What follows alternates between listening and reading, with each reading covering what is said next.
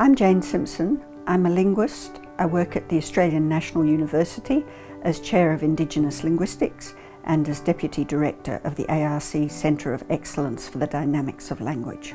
Well, linguistics is the study of language, but language is not just the province of linguistics, it's also part of literature, it's part of political science, it's part of philosophy, it's part of anthropology. So all of these disciplines are interested in language. I'm Hugh. I'm Emeritus Professor of Strategic Studies at the Australian National University. I look at international affairs, particularly as they relate to Australia, a bit of a focus on defence policy in particular. I've been working on these issues for about 40 years.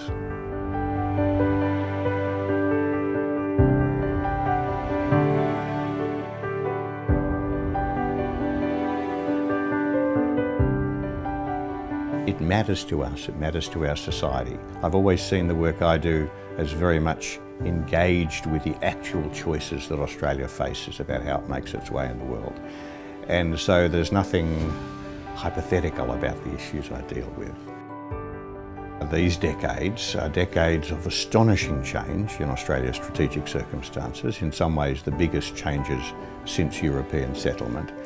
And so although it's frightening and demanding, from my point of view, there couldn't be a more interesting time to be asking these questions and trying to answer them. Linguistics brings a set of tools that help you understand how languages work in terms of their structure, in terms of word meanings, in terms of finding a good way of representing languages. I really love finding out new ways that languages work, new ways that people find to describe their experience, to categorise the world around them. Every language categorises things slightly differently, and from looking at any language you learn new ways of looking at the world. In my work I try and span a wide range of different questions, from what's happening in the world, what role is China going to play in the region, what role will America play in the region, all the way down to what kind of armed forces should Australia have and how much money should we be spending on them. And I try and integrate the issues across that very broad span. It's a great honour to be accepted as a Fellow of the Academy of Social Sciences. I'm really looking forward to the opportunity of meeting social scientists from other disciplines so that I can learn from them and so that we can work together to improve things like policies with respect to language, so that we can learn more about the ways people talk, the ways people communicate. You know, when you're looking at Australia's place in the world and how Australia deals with it, the first thing that strikes you is how quickly that world is changing, and right at the heart of that is that we're living through the biggest and fastest shift in the distribution of wealth and power since Australia was settled by Europeans in 1788. Asia's gone through its industrial revolution. I mean, when we look at China today, what we see, the difference between China in 1980 and China in 2020 is that China has had its industrial revolution. And so it has become a modern, highly productive economy, and it's only halfway there.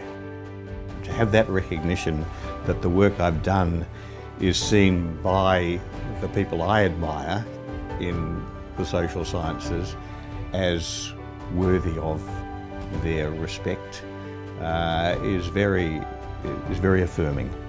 But it's also a great opportunity to engage with them and also to engage with government and more broadly through this sort of new structure, new opportunities. And I think at a time when Australia does face some very significant challenges, and when I think a lot of the issues I've been working on relate very directly to those challenges, the opportunity that a fellowship at the Academy provides for engaging with government and engaging with the public debate is very welcome.